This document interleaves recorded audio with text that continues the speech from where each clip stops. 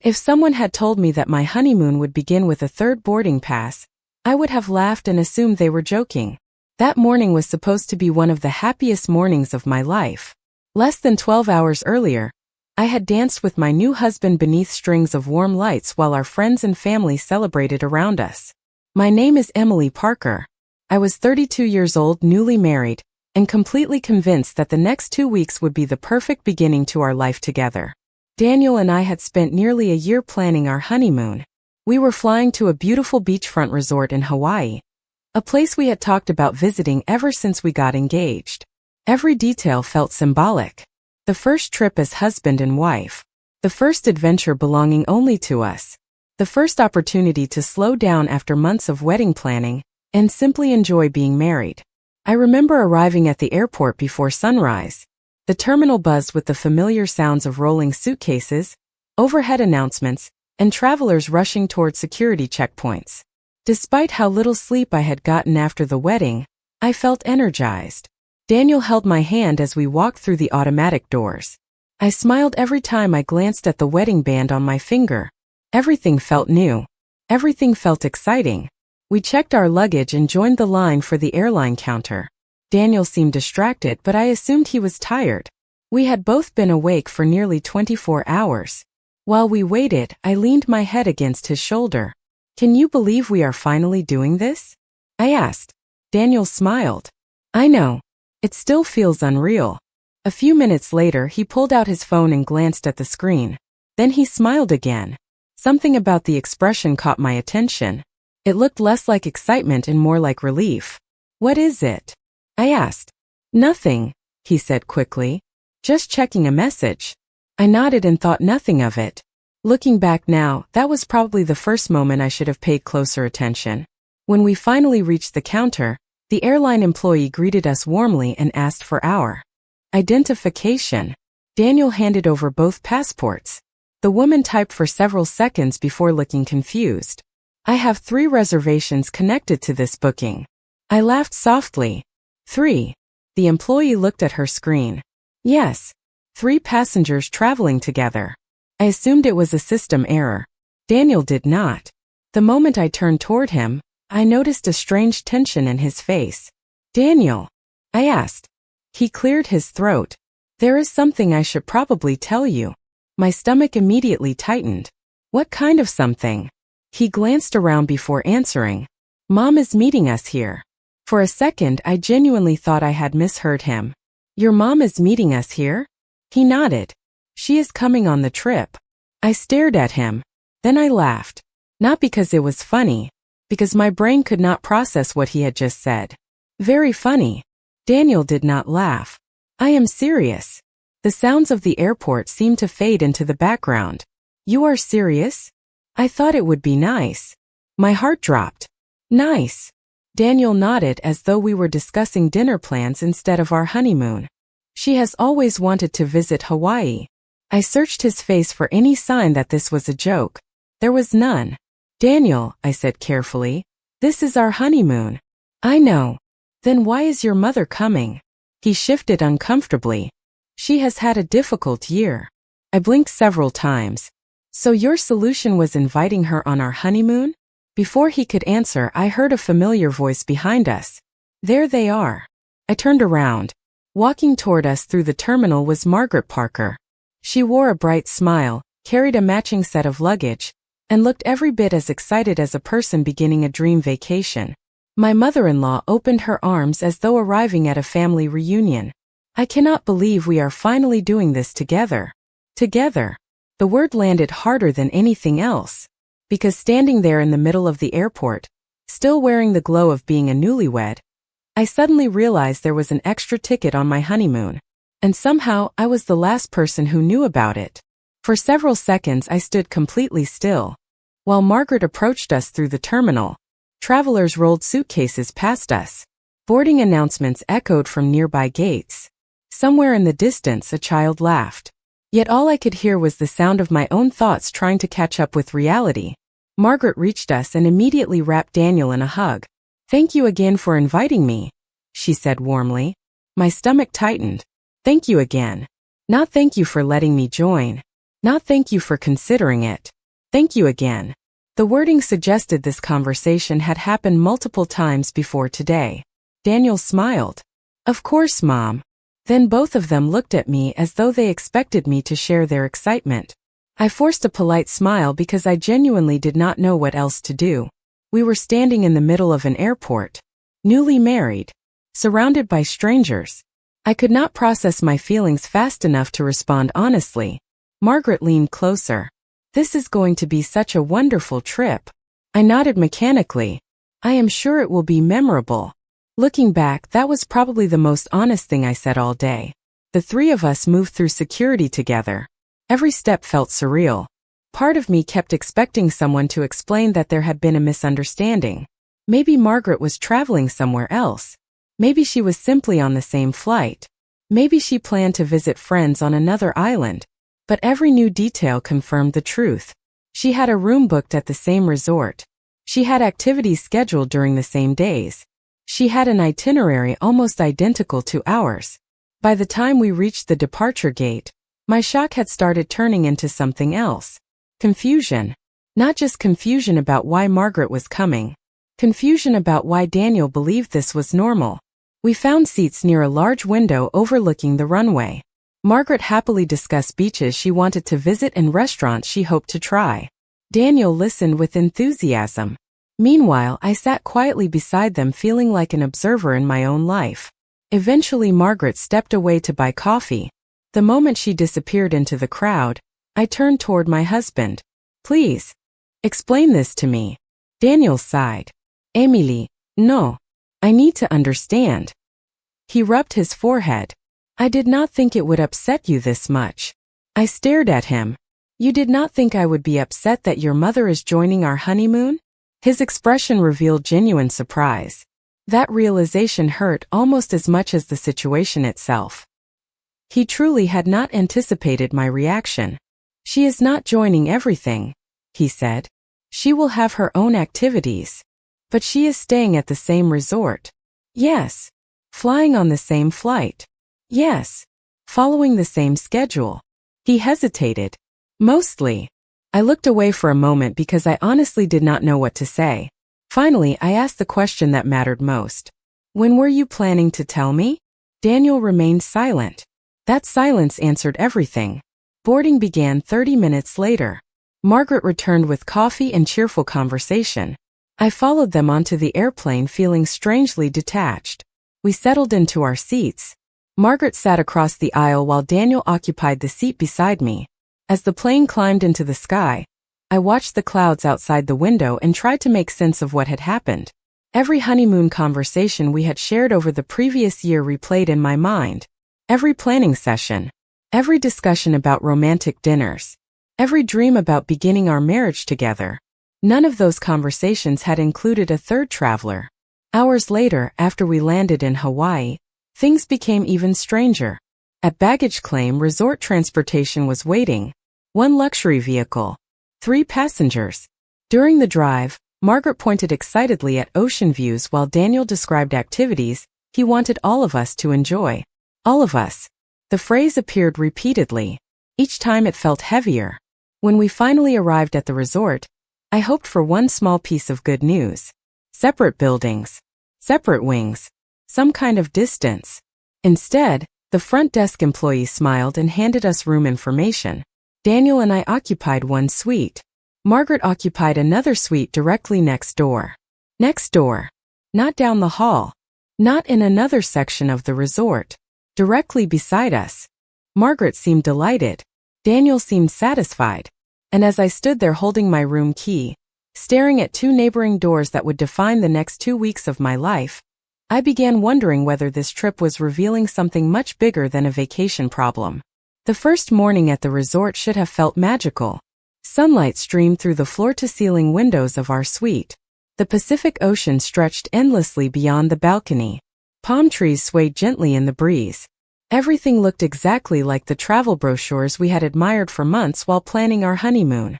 Yet the moment I opened my eyes, I remembered the room next door. I remembered the extra boarding pass. I remembered that somehow this trip belonged to 3 people instead of 2. Daniel seemed completely relaxed. While I got ready for breakfast, he stood on the balcony admiring the view. "This place is incredible," he said. I agreed. It truly was beautiful. That was part of what made the situation so frustrating. The setting was perfect. The circumstances were not. We headed downstairs for breakfast shortly after 8 o'clock. I told myself maybe things would improve. Maybe Margaret would spend most of her time exploring independently. Maybe Daniel and I would still have space to enjoy being newlyweds. Then the elevator doors opened. Margaret was already waiting in the lobby. She smiled brightly when she saw us. Perfect timing. Daniel immediately smiled back. "Ready for breakfast?" She nodded enthusiastically. "I have been looking forward to it all morning." Before I could even process what was happening, the three of us were seated together overlooking the ocean. During breakfast, Margaret dominated nearly every conversation.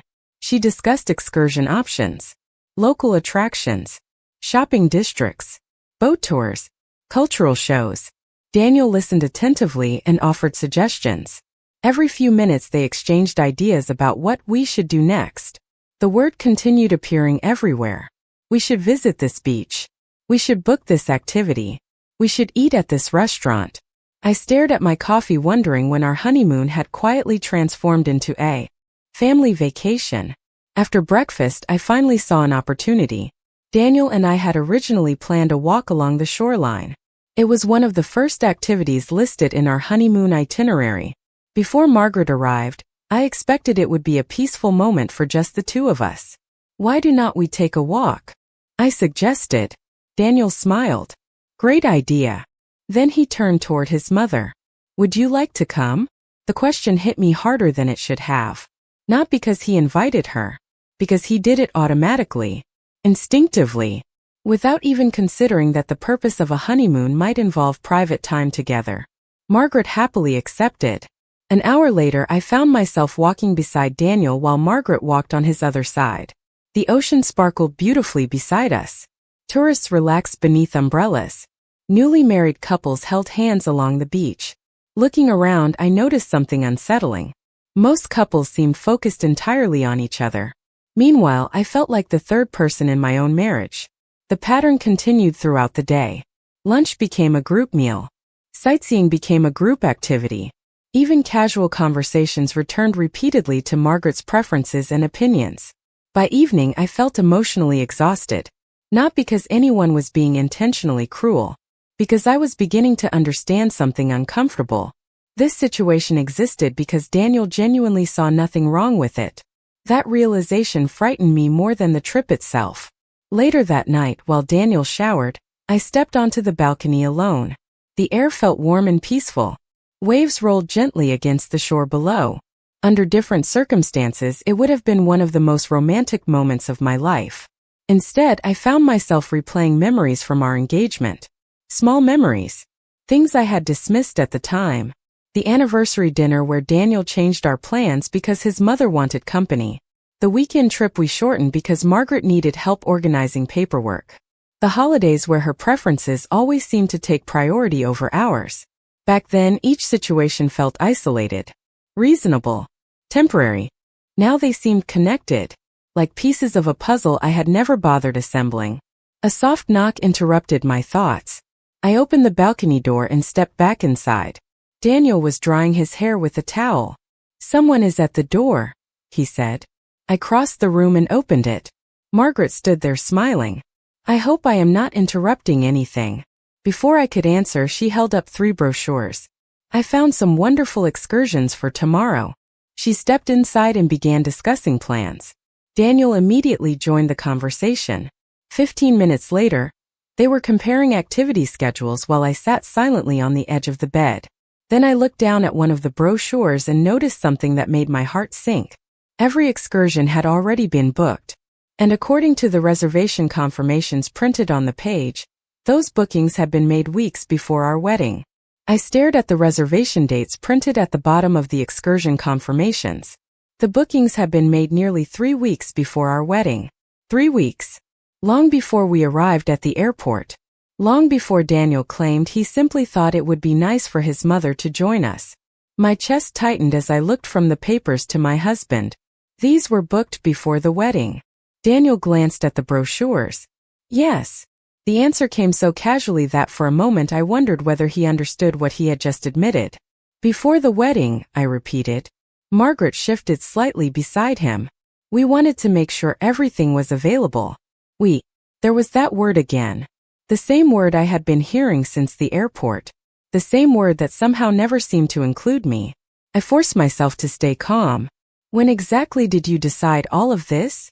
Daniel looked uncomfortable for the first time since the trip began. A while ago. How long is a while? He hesitated. About a month. A month. That meant he had been planning this during the final weeks before our wedding. During the same period we were meeting vendors, finalizing seating charts, and discussing our future together. Somehow he had found time to secretly organize a honeymoon involving his mother. That night, after Margaret returned to her room, I sat alone on the balcony while Daniel remained inside. The ocean looked just as beautiful as it had the night before, but now everything felt different. My disappointment had evolved into something more painful. Betrayal. Not because Margaret was present, because Daniel had hidden it from me. Eventually he joined me outside. Emily, can we talk? I laughed softly, though there was no humor in it. I think that conversation should have happened before we got on the plane. He sat beside me. For several moments neither of us spoke. Finally he said, I honestly did not think this would be such a big deal. I looked at him carefully. That is what worries me. He frowned. What do you mean? I took a deep breath. I am not upset because your mother likes spending time with us. I am upset because you made a decision about our honeymoon without me. Daniel looked away toward the ocean. I was trying to make everyone happy. The moment he said it, something clicked into place. Everyone happy. Not us happy. Not our marriage healthy. Everyone happy. Suddenly dozens of memories began resurfacing. The restaurant reservation he changed because his mother preferred another location. The holiday plans he adjusted because she wanted different arrangements. The weekends that quietly shifted direction whenever Margaret requested something. For years I had viewed those moments individually. Now I was seeing them as part of a larger pattern. Daniel had spent so much time trying to keep everyone satisfied that he rarely stopped to consider boundaries. The next morning I called my best friend, Lauren. We had known each other since college. If anyone could help me sort through my thoughts, it was her. I told her everything. The airport. The neighboring suites. The excursions. The secret planning. There was a long silence after I finished. Finally Lauren asked a simple question. Has this happened before? First I wanted to say no. Then I stopped. Not exactly. That is not what I asked. Her response lingered in the air between us. I thought about it carefully. Then I began describing years of small situations. Lauren listened quietly. When I finished, she sighed. Emily, do you know what I remember from your engagement party? What? Everyone was congratulating you and Daniel. But somehow every conversation eventually became about Margaret. I blinked. I had forgotten that. Lauren continued. I noticed it then. I just assumed you were comfortable with it. Her words hit harder than I expected. You noticed. A lot of people noticed. I stared out at the ocean. For months, maybe even years, I had convinced myself these situations were isolated incidents. Temporary inconveniences. Harmless habits. Yet the people around me had apparently been seeing something I refused to acknowledge. After ending the call, I sat alone on the beach for nearly an hour. Families played in the sand. Couples walked along the shoreline. The warm Hawaiian breeze carried the sound of distant laughter. And for the first time since arriving, I stopped asking myself why Margaret was there. Instead, I started asking a different question. Why had Daniel believed she belonged there in the first place? Because if I wanted to understand what was happening to our honeymoon, I first needed to understand what was happening inside our marriage. The question stayed with me for the rest of the afternoon. Why had Daniel believed his mother belonged on our honeymoon? The more I thought about it, the less I could convince myself that the answer was simple. If this had been a spontaneous decision, it would have been one thing. But nothing about this trip was spontaneous. Flights had been booked weeks in advance. Excursions had been reserved before our wedding. Hotel arrangements had been coordinated long before I knew any of it existed. This was not a misunderstanding. It was a plan. That evening, the resort hosted a sunset dinner on an outdoor terrace overlooking the ocean. Strings of lights hung above the tables, and a local musician played soft acoustic music near the water. Under normal circumstances, I would have loved every minute of it. Instead, I found myself paying attention to details I might have ignored before. Margaret sat beside Daniel discussing plans for the next day. Daniel listened attentively, asking questions and making suggestions. Several times they laughed about memories from his childhood. I watched them and realized something uncomfortable. They were functioning exactly as they always had. The only difference was that now I could see it clearly. I was no longer looking at isolated moments. I was looking at a pattern. At one point, Margaret excused herself to speak with another guest she recognized from the hotel. The moment she walked away, I looked directly at Daniel. "Can I ask you something honestly?" He nodded. "Of course. If I had invited my father on our honeymoon without telling you, what would your reaction have been?" Daniel immediately smiled as though the idea were ridiculous. Then his smile faded. He understood the question before he answered it. "That is different." "Why?" He opened his mouth and then stopped. Several seconds passed. "I do not know." For the first time since arriving in Hawaii, I saw uncertainty in his expression. Not defensiveness. Not frustration. Uncertainty. It was a small change, but it mattered. The next morning, while Daniel attended a snorkeling excursion with Margaret, I decided to spend time alone. I walked through a nearby shopping district filled with local stores, cafes, and art galleries. For the first time since the trip began, I felt relaxed. Nobody was making plans for me. Nobody was assuming what I wanted. Nobody was treating me like an extra participant in someone else's experience. Around lunchtime, my phone rang. It was Lauren again. After hearing everything from our previous conversation, she had apparently spent the evening discussing the situation with two mutual friends from college. Normally that might have annoyed me. This time I was curious. "What did they say?" I asked. Lauren hesitated. "Do you really want to know?" "Yes." She sighed. "Emily, they both said the same thing." "Which is?" "They thought this would happen eventually." I stopped walking. "What?" "Not the honeymoon specifically, but something like it." Her answer stunned me. Lauren continued carefully.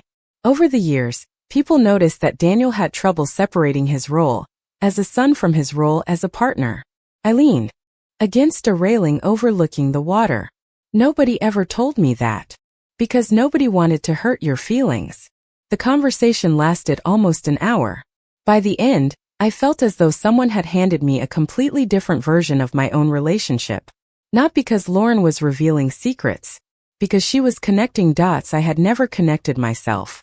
Suddenly I remembered wedding planning meetings where Margaret's opinion somehow carried equal weight to mine. I remembered apartment decisions that required her approval. I remembered vacation dates adjusted around her schedule. Each memory felt insignificant alone. Together they painted a picture I could no longer ignore. Later that afternoon, I returned to the resort and found Daniel sitting alone near the pool. Margaret had gone shopping. The timing felt almost symbolic. For once there was space between them. I sat beside him without speaking. After a few moments he looked at me. "You seem different today."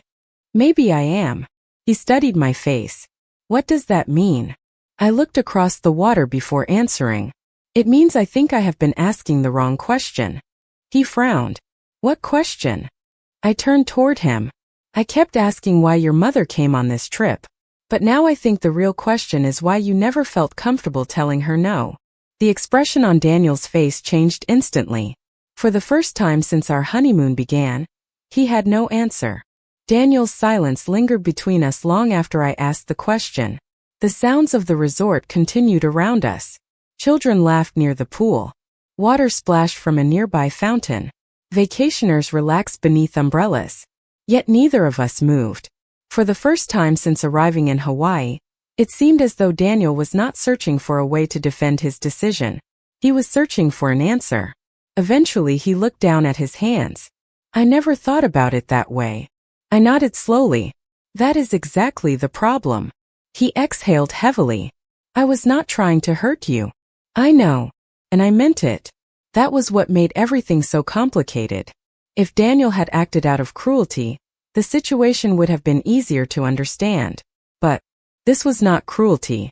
It was a lack of awareness, a habit so deeply ingrained that he could no longer see it. We sat quietly for several minutes before he finally spoke again. Growing up, it was always just Mom and me. I listened. After my father left, she handled everything alone. She worked extra shifts. She missed vacations. She sacrificed a lot. I nodded. I knew those stories. I had heard them many times. Margaret had worked hard to raise her son. Nobody questioned that. I think somewhere along the way, Daniel continued, I started feeling responsible for her happiness. His words surprised me because they sounded honest. Not rehearsed. Honest. Responsible. I asked. He nodded. Whenever she seemed disappointed, I felt guilty. The more he talked, the more pieces started fitting together. Suddenly the holiday changes made sense. The restaurant decisions made sense. The apartment discussions made sense. Even this trip made sense. Not because the behavior was healthy, because it followed the same emotional pattern. Daniel was constantly trying to prevent his mother from feeling left out. Unfortunately, he never noticed that doing so often left me feeling exactly that way. Later that evening, we skipped dinner with Margaret and ate alone for the first time since arriving. The atmosphere felt different. Not fixed, but different. There was less defensiveness and more reflection. During the meal, I asked questions. Daniel answered them thoughtfully. For the first time, he seemed willing to examine situations he had always accepted as normal. Did your mother ask to come? I finally asked. He hesitated. Not directly. Then how did this happen? He looked uncomfortable. She mentioned feeling lonely when she heard about the trip.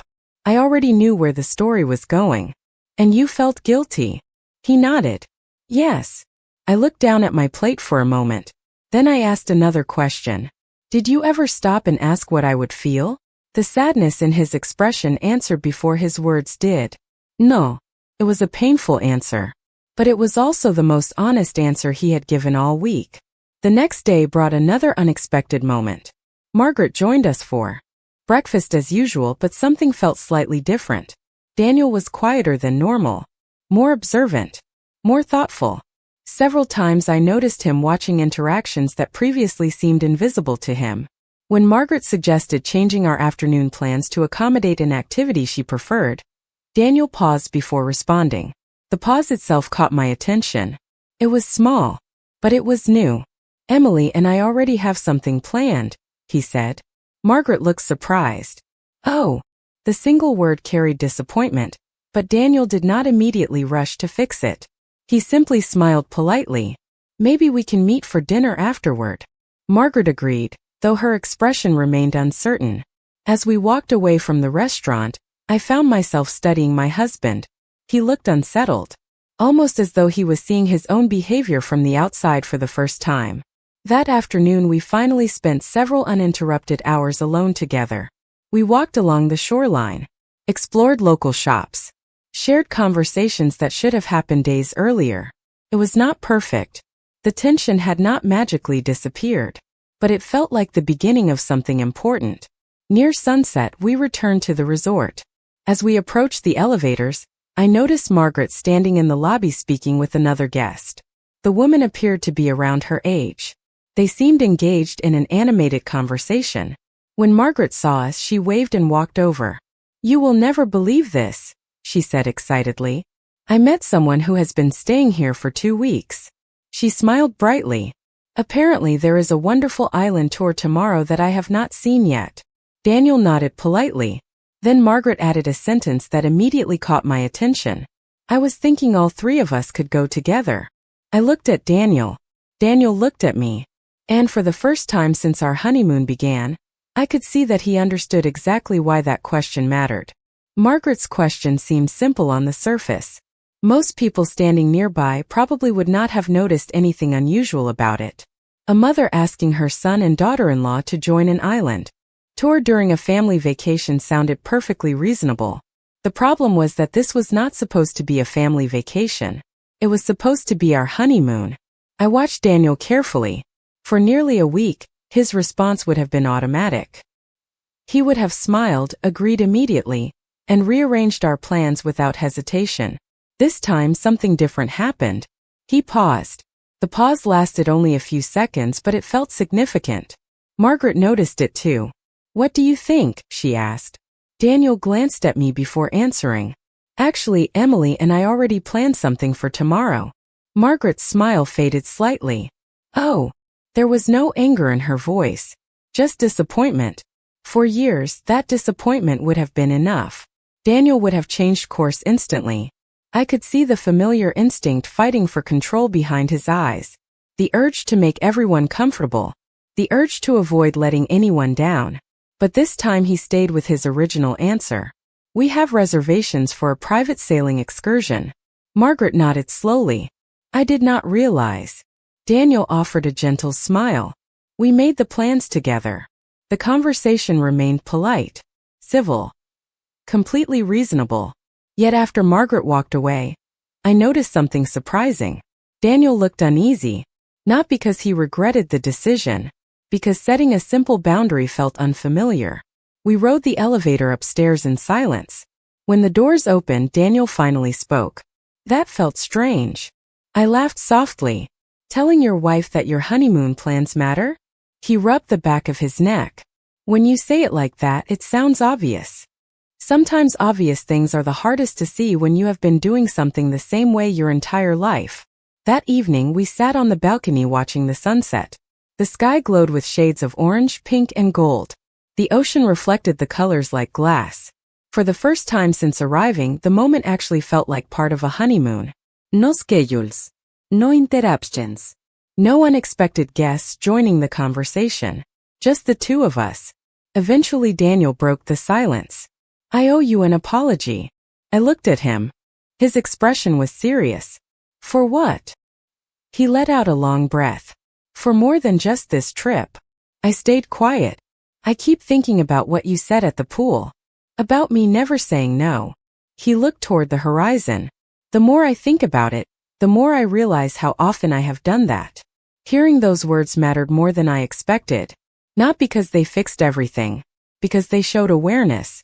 Real awareness. The kind that cannot be forced. "I do not want you to feel like you come second," he said quietly. My eyes stung unexpectedly. Not because I was emotional, because those words described exactly what I had been feeling. Second. Not unloved. Not unwanted. Just second. Before I could respond, a knock sounded at the door. Both of us froze. The timing felt almost symbolic. Daniel stood and opened it. Margaret was standing in the hallway. "I hope I am not interrupting." Daniel hesitated before answering. "Actually, Mom, Emily and I are spending the evening together." The words were polite, respectful, completely normal. Yet I could see genuine surprise cross Margaret's face. For a moment she simply stared at him. Then she nodded. "Of course." She smiled politely and stepped back. "Enjoy your evening." After the door closed, neither of us spoke immediately. Finally I looked at Daniel. That was new. He laughed softly. It was. The next morning brought another turning point. During breakfast, Margaret seemed quieter than usual. Not angry. Reflective. Several times I caught her studying Daniel when she thought he was not looking. It was almost as though she too was noticing changes. Later that afternoon, an unexpected opportunity appeared. The resort hosted a cultural event on a nearby part of the island. Transportation was limited, and guests had to choose between two departure times. Margaret approached us with the schedule in hand. "Looks like there are only a few seats left on the early shuttle." She smiled hopefully. "Maybe we should all sign up together before they fill." The old pattern stood directly in front of us again.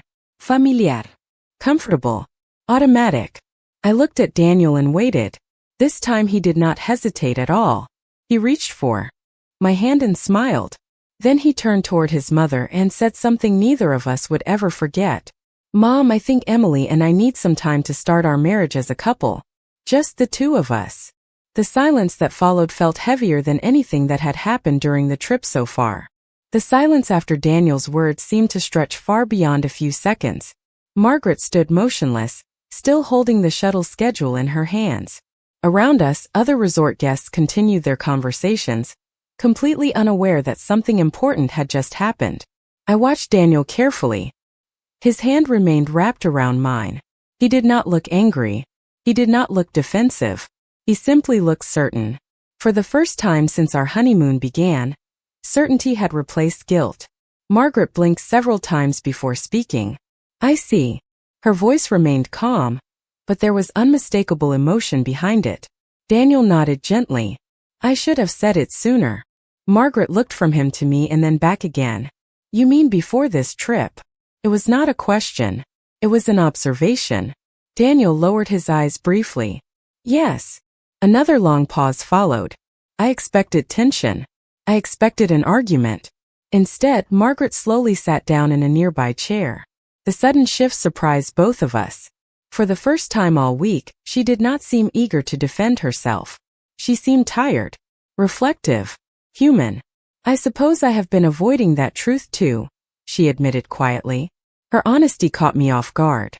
Daniel looked equally surprised. Margaret stared down at the schedule in her hands. When your father left, it was just the two of us for so many years. She gave a small smile. I became accustomed to being included in everything. Daniel listened without interrupting. And when you got engaged, she continued, I told myself nothing would change. Her voice softened. But of course it was supposed to change. For the first time since arriving in Hawaii, nobody was discussing activities or schedules. Nobody was negotiating plans. We were finally talking about the real issue. Margaret looked directly at me. Emily, I owe you an apology. I felt my heart speed up. You do not have to. Yes, I do. Her response was gentle but firm. I convinced myself that I was simply being supportive. I never stopped to consider how it looked from your perspective. She shook her head slowly. A honeymoon should belong to newlyweds. Hearing those words from her felt almost surreal. For days I had imagined difficult confrontations. Instead, I was witnessing understanding. Not perfect understanding. Not instant transformation. But genuine understanding. Daniel sat quietly beside me. His expression revealed the same mixture of relief and reflection that I felt. Margaret gave a small laugh. Looking back now, I cannot believe I thought this was a good idea. Daniel smiled awkwardly. You were not the only one. That comment finally broke the tension. All three of us laughed softly. Not because the situation was funny, because honesty had finally entered the conversation. The remainder of the afternoon passed differently than any previous day of the trip. There were no group plans. No assumptions. No pressure. Margaret decided to join several new friends she had met at the resort for the island tour. Daniel and I kept our original plans. As we walked away together, I felt something lifting from my shoulders. It was not resentment. It was uncertainty.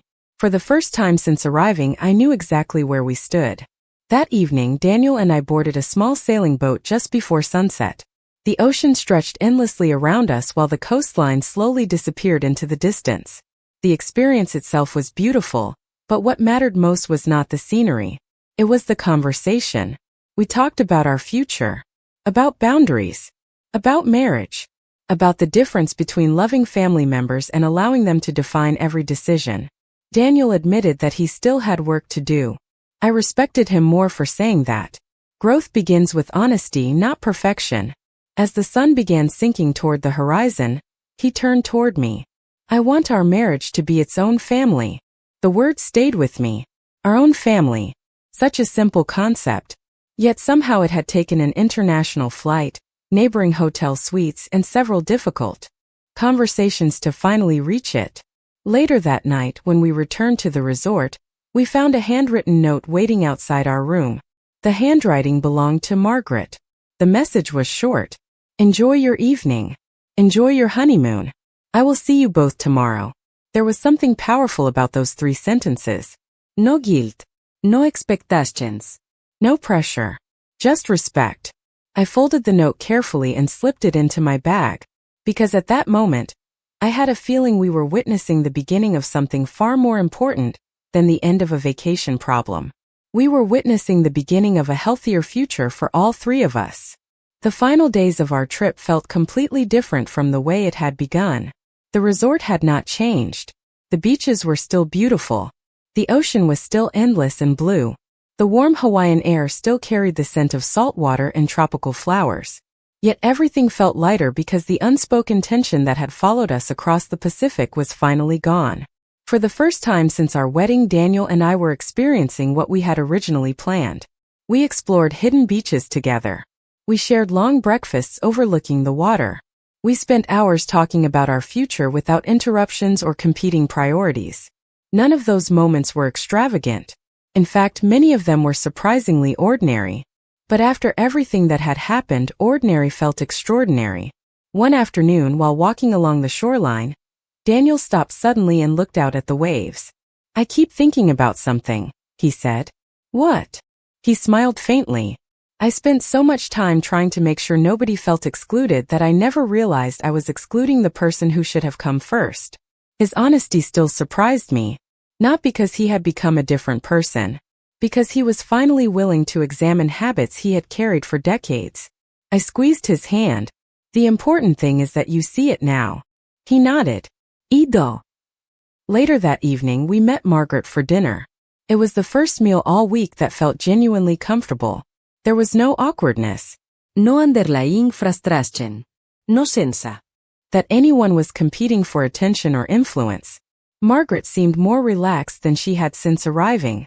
She talked about new friends she had made at the resort and activities she had enjoyed independently. Several times she laughed about adventures she experienced without us. Watching her, I realized something important. She had never actually needed to be included in every moment. She had simply become accustomed to it. The next morning, as our trip approached its end, Margaret surprised both of us again. We were having coffee in the resort courtyard when she looked directly at Daniel. "You know," she said, "your father and I made plenty of mistakes when we were young." Daniel listened quietly. "One thing I learned too late is that a marriage cannot grow properly if too many people are standing inside it." Her words carried the weight of experience. Daniel nodded thoughtfully. "I understand that now." Margaret smiled gently. "Good." Then she looked at me. "And thank you for being patient with us." The sincerity in her voice left no room for doubt. I smiled back. "Thank you for listening." When departure day arrived, the atmosphere at the airport felt almost symbolic. A week earlier, this same setting had delivered one of the biggest shocks of my life. Now it felt entirely different. The three of us checked our luggage and walked toward security together. Yet the dynamic had changed. Healthy boundaries had not created distance. They had created clarity. Margaret was no longer competing for a role that did not belong to her. Daniel was no longer trying to balance impossible expectations. And I was no longer questioning my place in my own marriage. During the flight home, I spent much of the time looking out the window at the clouds below. I thought about how easily this story could have ended differently. It could have become a story about resentment, about blame, about family division. Instead, it became a story about awareness. Because the real problem had never been Margaret. The real problem had been a lack of boundaries that nobody recognized until they were impossible to ignore. Several months later, life settled into a comfortable routine. Daniel remained close to his mother, but the relationship looked healthier. Decisions about our home, our schedules, and our future belonged to us. Family gatherings felt more balanced. Conversations felt more respectful. Most importantly, our marriage felt stronger than it had on our wedding day. Looking back now, I do not remember the trip as the honeymoon that was ruined. I remember it as the honeymoon that revealed something we needed to learn before our marriage could truly begin. Sometimes the most important moments in a relationship are not the romantic ones. They are the uncomfortable conversations that force people to grow. Daniel learned how to be both a loving son and a devoted husband. Margaret learned how to support without stepping into spaces that did not belong to her. And I learned that protecting a marriage sometimes means speaking up even when staying silent feels easier. The irony is that our real honeymoon did not begin when we arrived in Hawaii. It began the moment we finally understood that a healthy marriage requires two people willing to choose each other first. Once we learned that lesson, everything else finally fell into place.